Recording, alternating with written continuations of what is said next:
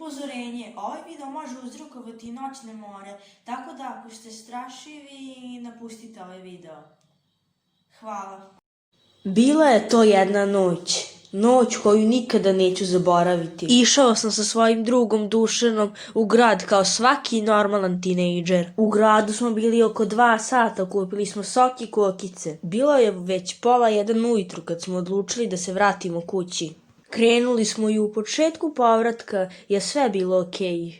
Išli smo u uglavnom osvetljenim ulicama do jednog skretanja. Tada smo mogli da biramo između 2 ulice. Jedna je bila osvetljena, a druga je bila malo slabije osvetljena.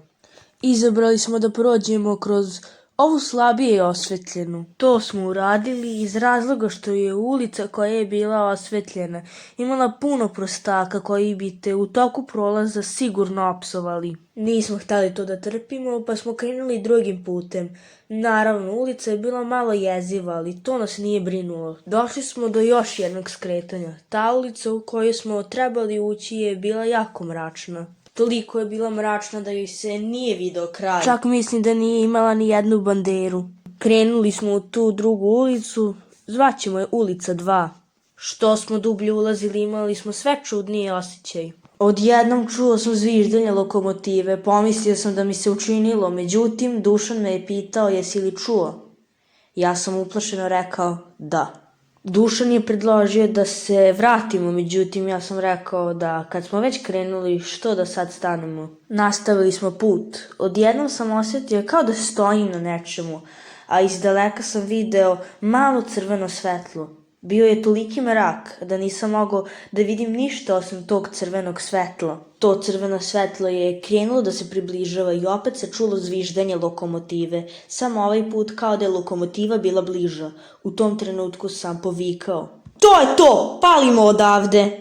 Krenuli smo da trčimo u drugom smeru, zviždanje lokomotive se nastavilo i bilo je sve jače.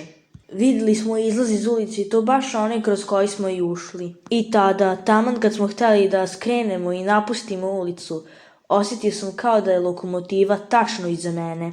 Međutim, toliko sam bio uplašen da se nisam ni okrenuo. Skrenuli smo u drugu ulicu i vratili se na početak. Nikada pre nisam toliko brzo trčao. Otišli smo drugim putem i da, jesu nas psovali, ali to nam više nije bilo važno. Kad sam došao kući, odmah sam upalio laptop da vidim tu istu ulicu na Google mapi. I već možete da pogodite, one druge ulice nije bilo. Umjesto toga, tu su bile neke kuće. Sutradan sam pitao Dušana da li je on video da ulice 2 nema na Google mapama, međutim on se nije ni sećao te ulice. Tada sam shvatio da voz duh itekako postoji i da je veoma opasan.